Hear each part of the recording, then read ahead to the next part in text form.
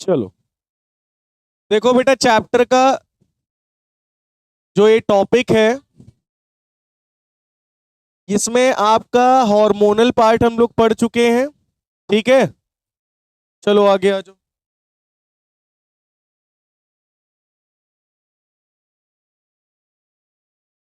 हम लोग इसमें हार्मोनल पार्ट पढ़ चुके हैं।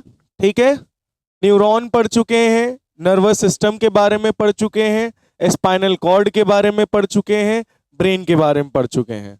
आज हम लोग हार्मोन का लास्ट पार्ट पढ़ रहे हैं। देन इसके बाद हम लोग पढ़ेंगे प्लांट्स के बारे में। किसके बारे में? प्लांट्स के बारे में। तो हॉर्मोन्स में कल मैंने आपको पढ़ाया था पेनक्रियास के हार्मोन कौन कौन से रिलीज होते हैं। Testis, ovary, thymus, pineal, pituitary gland, thyroid gland, hypothalamus gland, parathyroid gland, adrenal gland, ये सब की फंक्शनिंग और हॉर्मोन्स कल मैं बता चुका हूं। ठीक है, अब हॉर्मोन्स होते क्या हैं? सबसे पहले तो मैं आपको ये बता देता हूं हॉर्मोन्स क्या होते हैं। These are chemical substances. These are chemical substances जो कि हमारी ग्लैंड्स रिलीज करती हैं जब हमें आवश्यकता होती है, नीड होती है, और बहुत ही लिटिल अमाउंट में रिलीज करती हैं। हॉर्मोन्स को कैसे रिलीज करेंगी? लिटिल अमाउंट में, ट्रेसेस में। ज्यादा करेंगी तब भी हमारी बॉडी में प्रॉब्लम होगी, और कम करेंगी तब भी हमारी बॉडी में प्रॉब्लम होगी। ठीक है, तो अब इस चीज को मैं बताता हूं। The timing The timing and amount of hormone release is regulated by feedback mechanism। ये पॉइंट बहुत ज्यादा इंपॉर्टेंट है। मतलब ये समझ लो कि फीडबैक मैकेनिज्म की वजह से ही जिस टाइम पे जितने अमाउंट में हमें हार्मोन चाहिए उतना हार्मोन उस टाइम पे हमें हार्मोनल सिस्टम रिलीज करके देता है। केमिकल सब्सटेंस हमारी बॉडी में रिलीज होते हैं जिस समय चाहिए और जितने अमाउंट में चाहिए, उससे ना ज्यादा उससे ना कम, उतना ही जितना आपको चाहिए उतने अमाउंट में ये फीडबैक मैकेनिज्म आपको हार्मोन बॉडी में रिलीज कर देगा। समझे? तो फीडबैक मैकेनिज्म क्या करता है? Timing and amount of hormone released is regulated.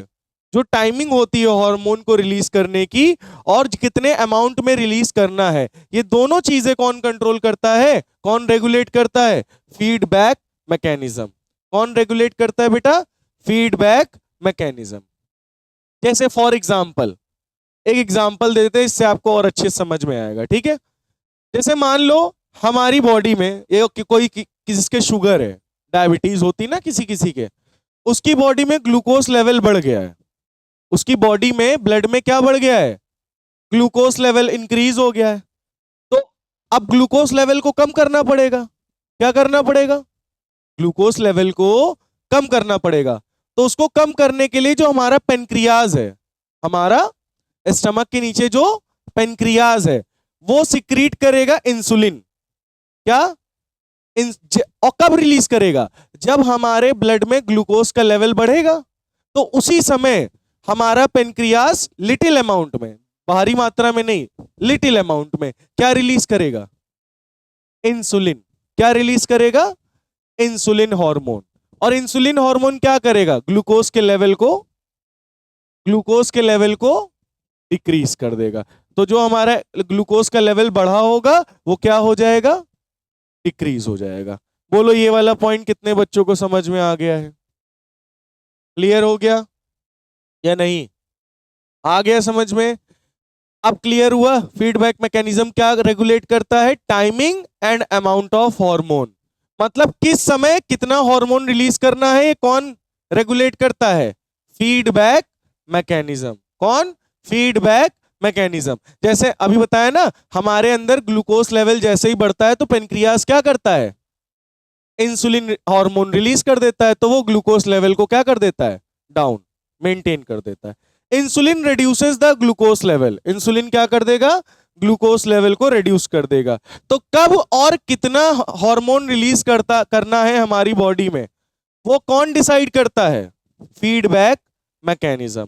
अगर आपके बॉडी में हार्मोन बहुत ज्यादा रिलीज हो गया तब भी आपको दिक्कत होगी, और बहुत कम रिलीज होगा तब भी आपको बहुत दिक्कत होगी। अब बोलो समझ में आया फीडबैक मैकेनिज्म क्या करता है?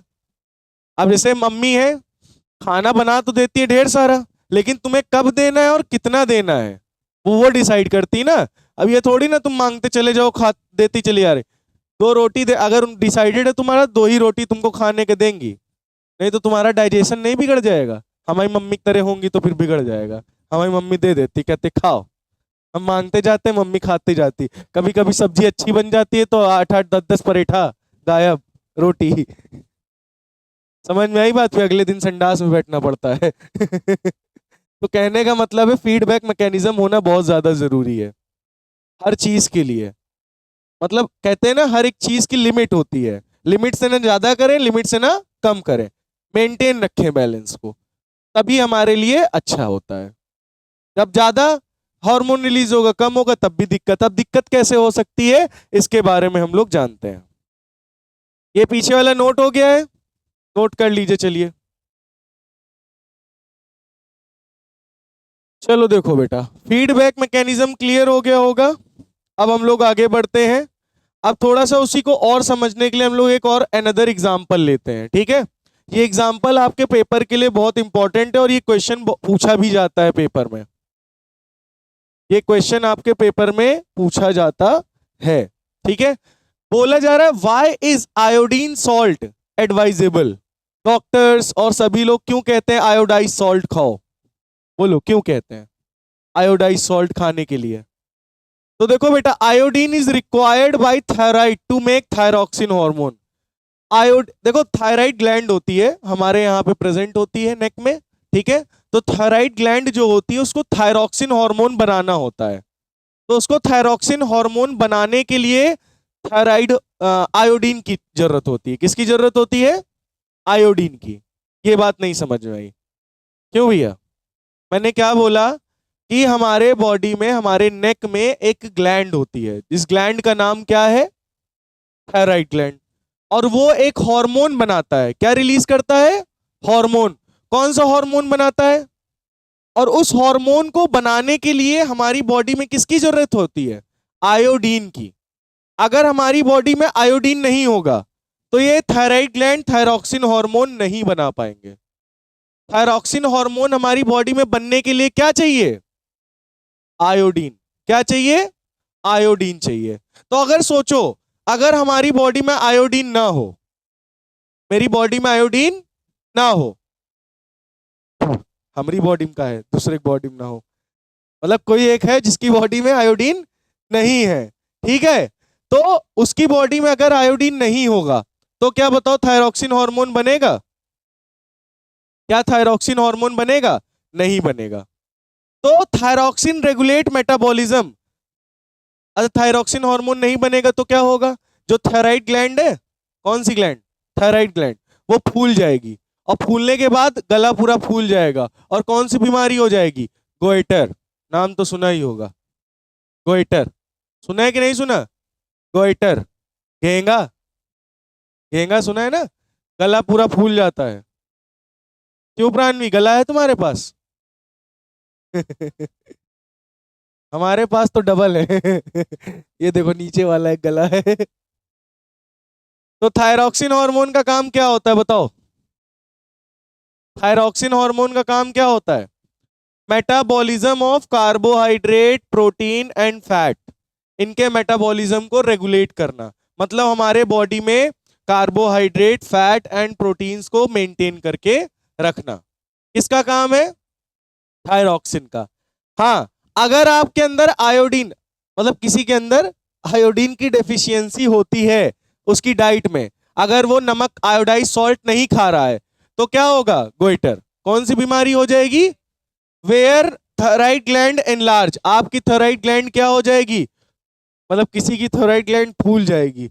और फूलने के बाद क्या होगा? स्वेलिंग इन नेक। नेक में क्या आ जाएगी? स्वेलिंग आ जाएगी, नेक पूरा फूल जाएगा।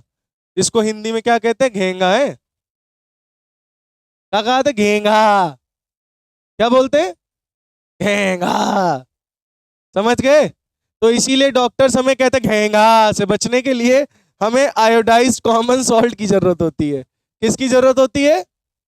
किससे बचने के लिए? घेंगा से।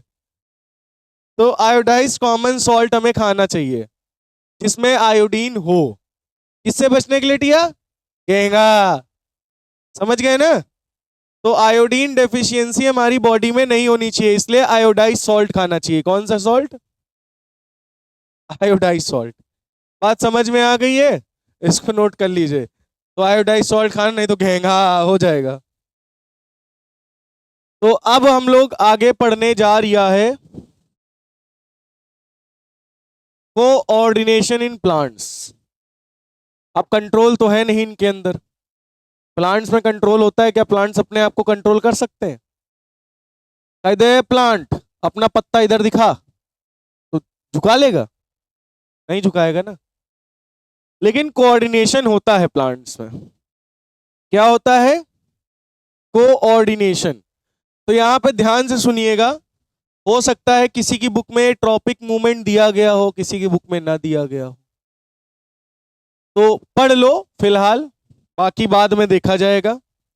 Coordination in plants. अरे दादा,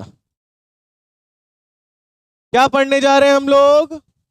कोऑर्डिनेशन इन प्लांट्स। अभी तक हम लोग एनिमल के बारे में पढ़ रहे थे, एनिमल्स के हार्मोन्स के बारे में पढ़ा। अब हम लोग प्लांट्स के बारे में पढ़ेंगे, और इस चैप्टर की बोलो स्वाहा। समझ गए ना? हाँ। तो प्लांट्स में कोऑर्डिनेशन होता है केमिकल कोऑर्डिनेशन। केवल कौन सा कोऑर्डिनेशन होता है? केमिकल का मतलब समझे? हार्मोनल। केमिकल वर्ड समझ जाना, हार्मोन्स की बात कर रहा है।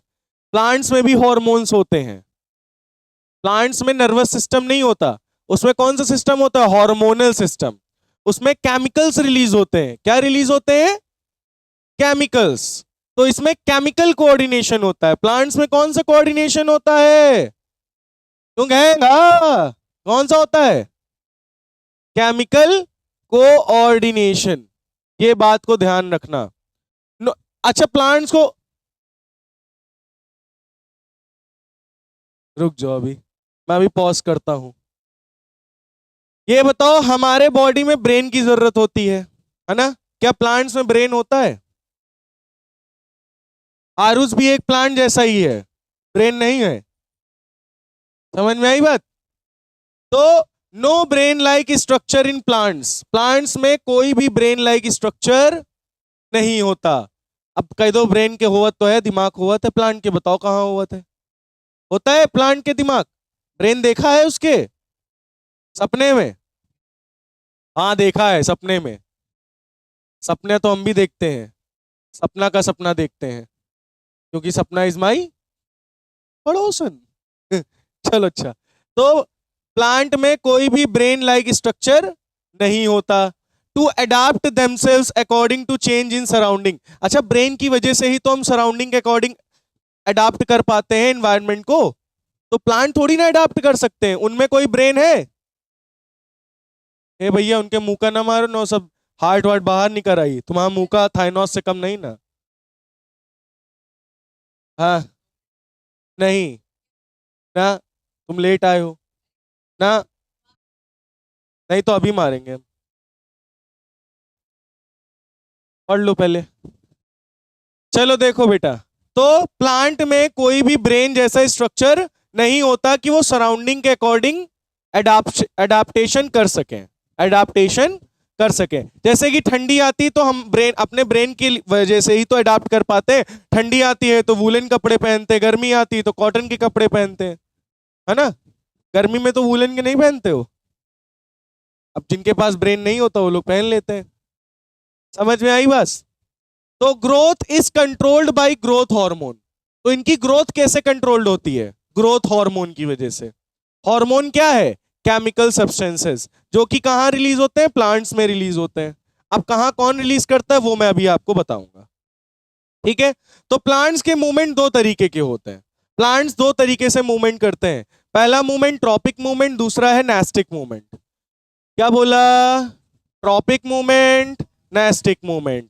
Tropic movement, nastic movement. फिर से बोलो, प्लांट्स कौन से मूवमेंट करते हैं? Tropic movement, nastic movement. Tropic movement, nastic movement. बताओ ट्रॉपिक मूवमेंट क्या होता है? कितने बच्चों को पता है? कुछ लोग तो पढ़ चुके हैं ना ये चैप्टर। किसी ने नहीं पढ़ा? पढ़ा है? बताओ ट्रॉपिक मूवमेंट क्या होता है? हाँ, डायरेक्शनल मूवमेंट होता है जिसमें स्टिमुलस की वजह से जिधर स्टिमुलस होगा उधर डायरेक्शन होगी। अब कुछ बच्चे सोच रहे होंगे इस ससुरा स्टिमुलस का है, बताइन तो रहे।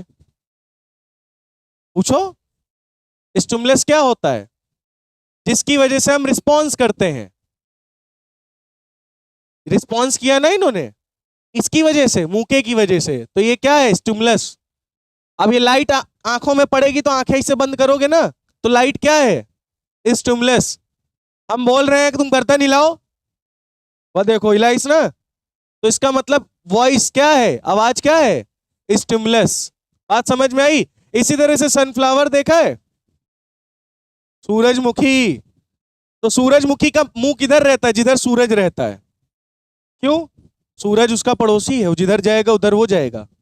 तो सनफ्लावर, अगर सूरज इधर है तो सनफ्लावर का मुंह इधर, सूरज इधर आया सनफ्लावर का मुंह इधर, सूरज इधर गया सनफ्लावर का मुंह इधर। तो मतलब जिधर स्टिमुलस उधर डायरेक्शन मोशन होगा, जिधर स्टिमुलस उधर मोशन। किसका? प्लांट का। तो एक ऐसा मोशन हुआ, डायरेक्शनल मूवमेंट हुआ कि नहीं हुआ? डायरेक्शनल मूवमेंट हुआ कि नहीं हुआ? तो इसको क्या बोलोगे? Tropic movement. क्या बोलोगे?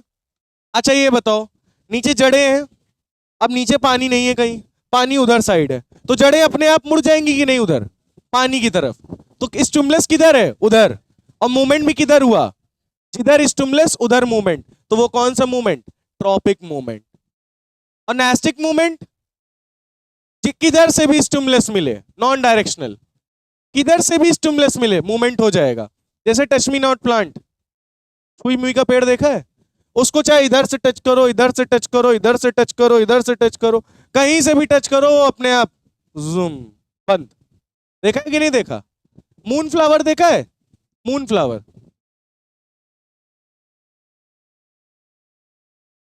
मून फ्लावर हिंदी में क्या बताई? रात को खिलता है, सुबह मुरझा जाता है। रात रानी, हाँ, moon moon flower. Moon flower पे, अच्छा सुनो इधर, मून फ्लावर पता है कब खिलता है? मून फ्लावर पता है कब खिलता है? वो कहीं भी हो, हल्की सी चंद्रमा की रोशनी पड़ेगी वो तुरंत खिल जाएगा। तो उसका स्टिमुलस किधर से भी आए वो खिल जाएगा। बात समझ में आई? तो एक ऐसा मूवमेंट है नेस्टिक मूवमेंट। कौन सा मूवमेंट है? Nastic movement. ये बात कितने बच्चों को आ गई बात समझ में? क्लियर है? नोट तो हो ही गया होगा इतनी देर में। बहुत बढ़िया। अब आता है नेस्टिक मूवमेंट और ट्रॉपिक मूवमेंट में difference. What is the difference between tropic movement and, पहले बताओ ट्रॉपिक और नेस्टिक समझ में आया क्या होता है? ट्रॉपिक मूवमेंट डायरेक्शनल मूवमेंट है, नेस्टिक मूवमेंट नॉन डायरेक्शनल।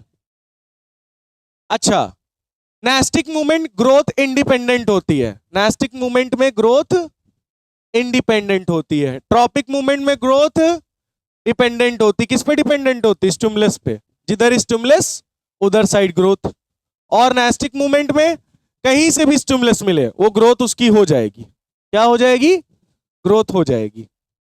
अच्छा, नेस्टिक मूवमेंट इमीडिएट होता है, ट्रॉपिक मूवमेंट्स बहुत ही स्लो प्रोसेस होता है। रात रानी मून फ्लावर तुरंत के तुरंत खुल जाता है। छुई मुई का पेड़ देखा है, जैसे ही टच करो तुरंत के तुरंत बंद हो जाता है, इमीडिएटली। तो इसीलिए नेस्टिक मूवमेंट को इमीडिएट कहते हैं, इमीडिएट एक्शन करते हैं। आपने देखा होगा वीनस फ्लाई ट्रैप, नहीं देखा होगा? वीनस फ्लाई ट्रैप, वो मक्खियां खाते हैं, ऐसे खुले रहते हैं, एक मक्खी आके चाहे कहीं से भी बैठ जाए, खट से बंद। समझ में आई बात? हाँ, कुछ भी बैठ जाए वो खा लेंगे उसको। रिस्पॉन्स, इनका रिस्पॉन्स नॉन डायरेक्शनल होता है, नेस्टिक का। ट्रॉपिक का डायरेक्शनल होता है। Nastic movement change in turgor. अब कहियो टर्गर क्या, मैंने तो बर्गर सुना था, टर्गर कहां से आ गया है? टर्गर का मतलब समझते हो? प्रेशर है, चेंज इन प्रेशर। जब change in turgor, pressure turgor होता जो है टर्जिडिटी को शो करता है। किसको शो करता है? आप जरा इस बात को ध्यान से समझिएगा। टच मी नॉट प्लांट देखा है? उसको जब छूते हो तो वो मुरझा क्यों जाता है, उसकी पत्तियां बंद क्यों हो जाती हैं? आपको पता है क्या होता है? पहले तो उसकी लीफ का स्ट्रक्चर देखो बना कैसे होता है।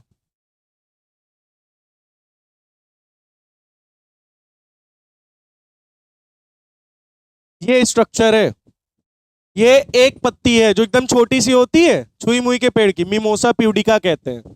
साइंटिफिक नेम क्या है? Mimosa pudica. क्या बोलते हैं? Mimosa pudica, touch me not plant. ठीक है, इसको बोलते हैं पल्विनस। क्या बोलते हैं? पल्विनस। इसमें पानी भरा रहता है। क्या भरा रहता है? तो पानी भरा रहता है तो पत्ती खुली रहती है। ठीक है, लेकिन जैसे ही तुम अपना हाथ या पेंसिल कोई भी चीज उसके पास ले जाते हो तो उसके टेम्परेचर डिफरेंस की वजह से यहाँ का वाटर वेपर, वाटर क्या हो जाता है? लॉस हो जाता है।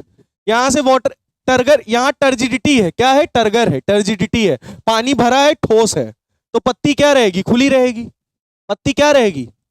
फॉर एग्जाम्पल बैलून में पानी भर दो तो बैलून फूला रहेगा, पानी निकल गया तो बैलून पिचक जाएगा। सेम इसी तरीके से इसमें भी है। जैसे ही तुम हाथ ले जाओगे यहाँ का वाटर क्या हो जाएगा? लॉस, और पत्ती क्या हो जाएगी? बंद।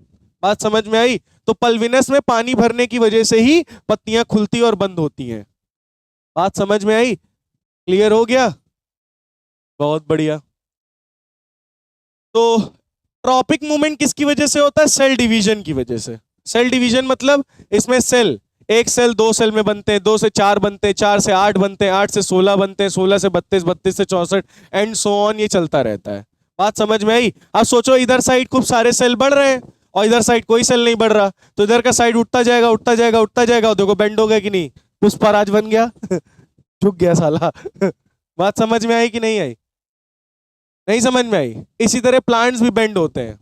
प्लांट के एक तरफ हार्मोन कलेक्ट हो जाते हैं और इधर का सेल डिवाइड कराते जाते हैं। क्या कराते जाते हैं? सेल डिवीजन कराते जाते हैं। तो सेल डिवीजन इधर हो रहा है, इधर तो नहीं हो रहा ना, तो इधर होगा तो इधर का पार्ट बढ़ता जाएगा, बढ़ता जाएगा, बढ़ता जाएगा, और प्लांट अपने आप इधर झुकता जाएगा।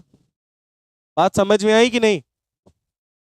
अच्छा, नेस्टिक मूवमेंट जो होता है इसमें folding of leaves, mimosa, mimosa, samosa मत बोल देना, मिमोसा, मिमोसा प्यूडिका, समझ गए ना? ये touch me not plant. Opening and closing of stomata भी किसकी वजह से होता है? नेस्टिक मूवमेंट है। ट्रॉपिक मूवमेंट क्या आता है? फोटोट्रॉपिस, जियोट्रॉपिस, हाइड्रोट्रॉपिस, कीमोट्रॉपिस। फोटोट्रॉपिस क्या होता है? फोटोट्रॉपिज्म सनलाइट वाला बताया था ना, सूरजमुखी, सनफ्लावर, सूरज इधर, सनफ्लावर इधर, सूरज इधर, सनफ्लावर इधर, तो ये किसकी वजह से रोटेट हो रहा है इधर उधर? लाइट की वजह से। किसकी वजह से? तो उसे क्या बोलोगे? फोटोट्रॉपिज्म। यहां स्टिमुलस कौन है? लाइट। जियोट्रॉपिज्म, जड़ हमेशा किधर जाती है? नीचे, ग्रेविटी की तरफ, जिधर ग्रेविटी होती है। जड़ को कभी ऊपर निकलते हुए देखा है? हाँ होती है, लेकिन अभी बताएंगे नहीं। जड़ हमेशा नीचे ही जाती है ना? जड़ हमेशा नीचे ही जाती है ना, कि नहीं जाती? जाती है ना नीचे। तो मतलब ये क्या है? जियोट्रॉपिज्म, ग्रेविटी के अकॉर्डिंग वर्क कर रही है। यहाँ स्टिमुलस क्या है? ग्रेविटी। स्टिमुलस क्या है? हाइड्रोट्रॉपिज्म। अगर वहां पानी है, यहाँ पानी नहीं है, तो जड़ें अपने आप मुड़ जाएंगी कि नहीं पानी की तरफ? स्टिमुलस क्या है? पानी। तो यहाँ कौन सा ट्रॉपिज्म? हाइड्रोट्रॉपिज्म। जिस प्रकार का स्टिमुलस उस प्रकार का ट्रॉपिज्म। यहाँ लाइट तो फोटोट्रॉपिज्म, ग्रेविटी जियोट्रॉपिज्म, पानी हाइड्रोट्रॉपिज्म, और कीमो केमिकल, केमिकल की वजह से कहीं पर मूवमेंट हो रहा होगा तो कीमोट्रॉपिज्म। बोलो समझ में? तो कितने बच्चों को डिफरेंस क्लियर हो गया? नोट कर लीजिए। चलो, तो कितने बच्चों को ट्रॉपिक मूवमेंट और नेस्टिक मूवमेंट क्लियर हो गया है?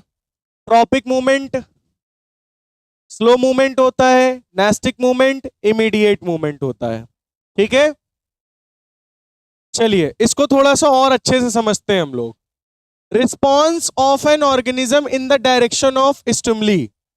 अगर प्लांट जो है स्टिमुली के डायरेक्शन में क्या कर रहे हो? रिस्पॉन्स। क्या बोला हमने? अगर रिस्पॉन्स जो ऑर्गेनिज्म का, ऑर्गेनिज्म नहीं बोलो यहां, प्लांट्स बोल सकते हो, प्लांट्स का जो रिस्पॉन्स है वो किसके डायरेक्शन में है? स्टिमुली के डायरेक्शन में। तो उसे क्या बोलोगे? और away from it call tropic movement, उसको ट्रॉपिज्म कहते हैं। क्या बोलते हैं? ट्रॉपिज्म। इट में नेगेटिव, अच्छा अवे होगा तो नेगेटिव होगा, टूवर्ड्स होगा तो पॉजिटिव ट्रॉपिज्म होगा। ये बात ध्यान से सुन लो। अगर टूवर्ड्स स्टिमुलस होगा तो पॉजिटिव ट्रॉपिज्म होगा, अगर अवे स्टिमुलस मूवमेंट होगा तो नेगेटिव ट्रॉपिज्म होगा। फॉर एग्जाम्पल, बढ़िया वाला एग्जाम्पल देखो, फोटोट्रॉपिज्म। सन किधर है? इधर। सूरजमुखी का मुंह भी किधर है? सूरज की तरफ है। किधर है?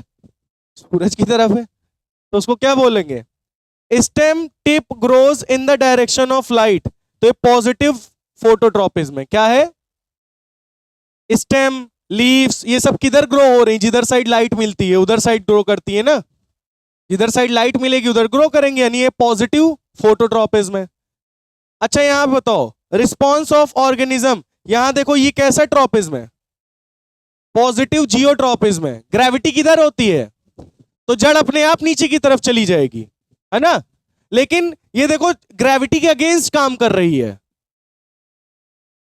स्टेम, स्टेम कहती है मैं झुकेगा नहीं साला। झुक रही क्या? किसके अगेंस्ट जा रही है? स्टिमुलस किधर है? ग्रेविटी नीचे है। स्टेम किधर जा रही है? ऊपर, अगेंस्ट, अवे। तो इसको क्या बोलोगे? Negative geotropism. क्या बोलोगे? Negative geotropism. बात समझ में आई कि नहीं आई? तो जड़ क्या कर रही है? जड़, रूट क्या कर रही है? Positive geotropism. स्टेम क्या कर रही है? Negative geotropism. बोलो क्यों? क्योंकि ये ग्रेविटी के टूवर्ड्स जा रही है, ये ग्रेविटी से अवे जा रही है, ग्रेविटी से दूर जा रही है। बात समझ में आई? ये बात कितने बच्चों को समझ में आई? Positive negative. ग्रेविटी किधर लग रही? नीचे। जड़ किधर जा रही? कौन सा ट्रॉपिज्म? जियोट्रॉपिज्म। पॉजिटिव या नेगेटिव? पॉजिटिव। स्टेम किधर जा रही? ऊपर। ग्रेविटी किधर लग रही? कौन सा ट्रॉपिज्म? Negative geotropism. समझ में आ गया? बहुत बढ़िया। क्लियर हो गया? Positive negative. नहीं समझ में आया? आपको पता है फॉल्स रूट भी होती हैं। बनियन ट्री देखा है? जिसमें मोगली वो पकड़ के करता है, झूलता है। बरगद का पेड़ बनियन ट्री हो का कही रहन। चड्डा ट्री नहीं बोल रहा हूं मैं। तुम अपनी कंपनी का प्रचार हमसे करवाना बंद नहीं करवाओगे।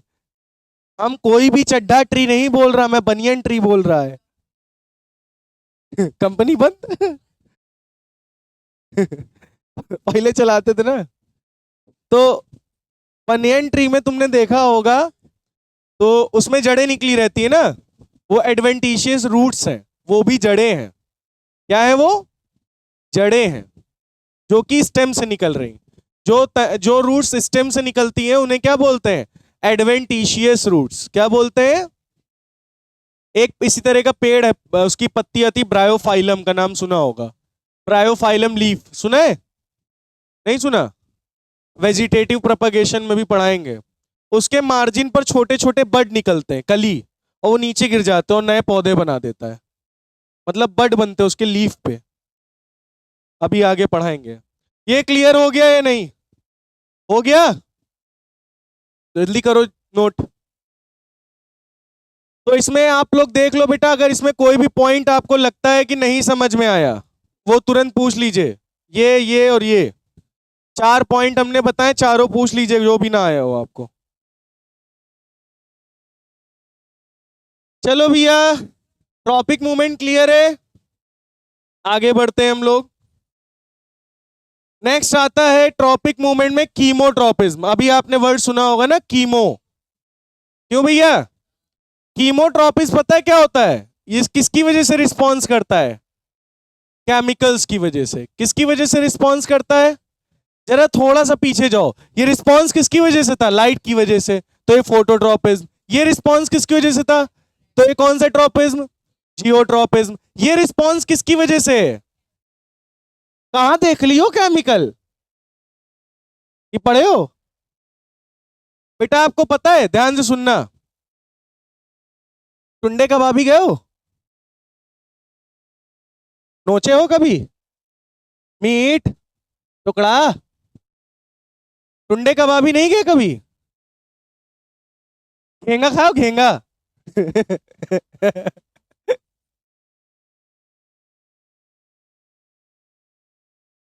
ये क्या है? हड्डी नहीं है, ये है स्टिग्मा, ये है स्टाइल, ये है ओवरी। ओवरी और इसके अंदर ये क्या प्रेजेंट है, ओव्यूल। अब यहां पे अंदर एक केमिकल रिलीज होता है, क्या रिलीज होता है, तो इसकी वजह से यहां पे जो पॉलन ट्यूब होती है वो ग्रो करती है, क्या करती है, तो ये पॉलन ट्यूब ग्रो होके ओव्यूल में कैसे जा रही है, ड्यू टू केमिकल सिग्नल। क्यों, किसकी वजह से नीचे गई ग्रो करके, केमिकल सिग्नल्स की वजह से। Response to chemical, pollen tube grow towards a chemical produces by ovule. जो ओव्यूल है एक केमिकल रिलीज करती है, जिसकी वजह से जो पॉलन ट्यूब होती है, कौन सी ट्यूब बेटा, ये जो पॉलन ट्यूब होती है छोटी सी होती है, कैसी होती है, छोटी सी। तो ये धीरे धीरे धीरे धीरे धीरे धीरे ग्रो करके जाके पॉलन ट्यूब में क्या, ओव्यूल में क्या हो जाती, कनेक्ट। तो ये जो पॉलन ट्यूब का ग्रो हुआ, ये किसकी वजह से रिस्पॉन्स किया इसने, केमिकल की वजह से। तो ये रिस्पॉन्स कैसा होगा, कीमोट्रोपिज्म, क्या कहलाएगा। अब नेक्स्ट आता है हाइड्रोट्रोपिज्म। कीमोट्रोपिज्म समझ में आया, रिस्पॉन्स किसकी वजह से हुआ, केमिकल, कौन रिलीज किया, ओव्यूल। अलू नहीं ओली बोलिस ना, फिर से बोल, क्या कौन रिलीज करता है केमिकल, बोल चिंगम पहले थूक, चिंगम थूक क्या, रुक जाओ आज बंद करके आई फिर। चलो इतनी बात समझ में आ गई। चिंगम खैयत बोलिए कहां से, अली कर रहा हूं मैं। तो हाइड्रोट्रोपिस क्या होता है, हाइड्रोट्रोपिस में स्टिमुलस कौन है, पानी, स्टिमुलस कौन है, वाटर है, ठीक है। अब देखो यहाँ पे जड़, देखो जड़ें एकदम सीधी है नीचे की तरफ, किधर बेंड हो रही, इधर उधर इधर उधर नहीं। यहाँ देखो पानी जिधर मिला उधर की तरफ जड़ें क्या हो गई, बेंड हो गई। तो ये कौन सा ट्रोपिज्म, यहाँ स्टिमुलस कौन है, वाटर, तो ये कौन सा ट्रोपिज्म, हाइड्रोट्रोपिज्म, बोलो समझ में। अब नेक्स्ट आता है थिग्मोट्रोपिज्म, कौन सा ट्रोपिज्म, मनी प्लांट देखा है, money money money money money पैसा, सुनोगे नहीं गाना, तो मनी प्लांट देखा है। मनी प्लांट को जब भी गमले में लगाओ तो उसके साथ एक डंडा जरूर बगल में लगाना होता है, बताओ क्यों, क्योंकि ये बहुत ही, इसकी तना जो होता है बहुत ही कमजोर होता है, इसके पोलियो नहीं है, कमजोर है, क्या है, कमजोर, ठीक है। तो इसको ऊपर चढ़ने के लिए किसी के सहारे की जरूरत होती है, सहारा, समझे कि नहीं। तो अगर कहीं भी तुम डंडा लगा दोगे तो ये जो इसकी स्टेम है वो अपने आप उसको सेंस करेगी, इस स्टिमुलस को, टच को फील करेगी, और अपने आप उधर जाके बेंड होगी और उसको क्या करेगी, पकड़ लेगी। और जिस चीज से पकड़ती है उसको टेंड्रिल कहते हैं, इसको क्या कहते हैं, टेंड्रिल, जो लपेट लेती है, समझ में आई बात, इसको क्या बोलते हैं, टेंड्रिल। तो टेंड्रिल से पकड़ लेती है, तो इसको स्टिमुलस कहां से मिला, टच की वजह से स्टिमुलस फील हुआ, इसका स्टिमुलस क्या है, टच। तो इसलिए कौन सा ट्रोपिज्म होगा, थिग्मोट्रोपिज्म। रिस्पॉन्स टू टच और सॉलिड सरफेस, अगर किसी सॉलिड सरफेस या टच की वजह से कोई रिस्पॉन्स होता है, जैसे छुई मुई का पेड़ किसकी वजह से रिस्पॉन्स करता है, टच की वजह से।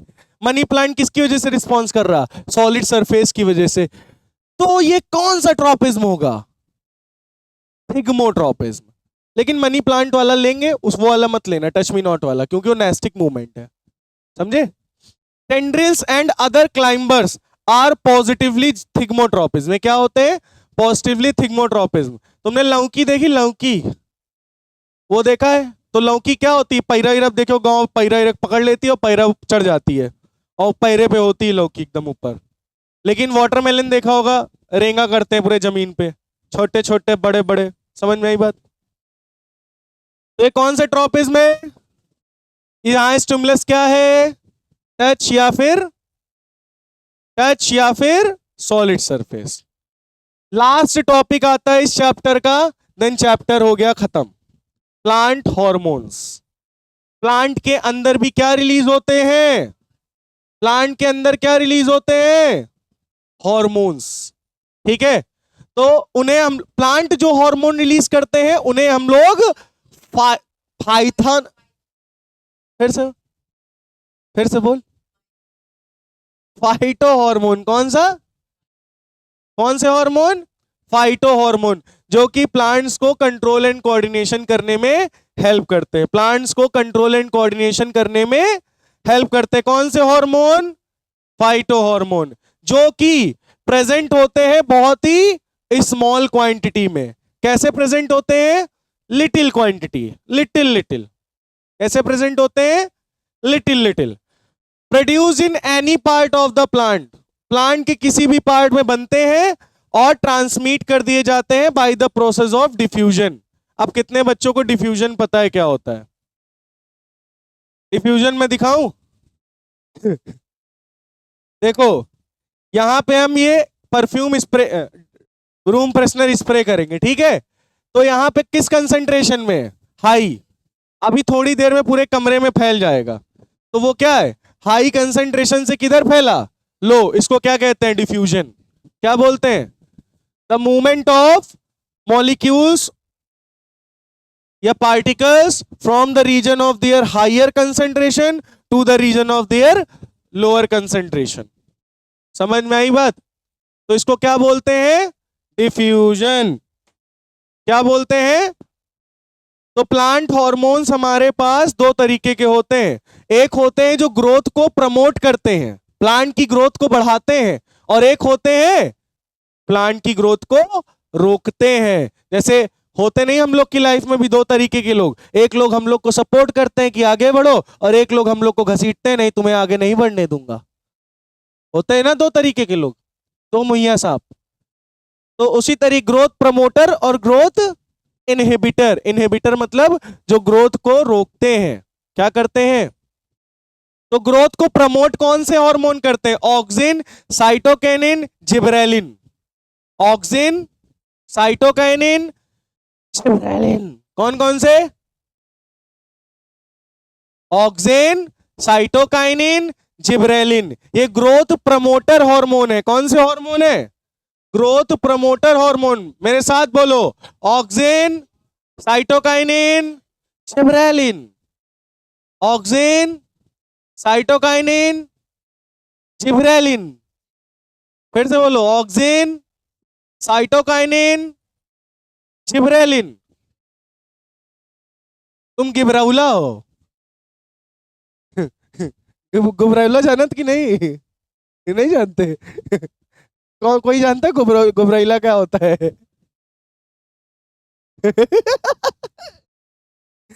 तो ऑक्सिन, साइटोकाइनिन और gibberellin. Auxin, cytokinin, gibberellin. Auxin, cytokinin, gibberellin. सामने देखते रहो, स्पेलिंग लिखी है, auxin, cytokinin, gibberellin. Auxin, cytokinin, gibberellin. ये ग्रोथ प्रमोटर है। और ग्रोथ को रोकता कौन है? Ethylene abscisic acid. Ethylene abscisic acid. Ethylene abscisic acid. Ethylene abscisic acid. Ethylene abscisic acid. Ethylene abscisic acid. बात समझ में आ गई? क्लियर हो गया सभी बच्चों को? याद हो गए? तो बताओ टोटल कितने hormone? 5। Auxin, gibberellin, cytokinin, ethylene and abscisic acid. याद हो गया? नोट कर लो। और इसमें कौन ग्रोथ प्रमोटर है, कौन ग्रोथ इनहिबिटर है, ये चीज लिख लीजिएगा। आज यहीं पे रुकेंगे, इसके आगे हम लोग कल बढ़ेंगे।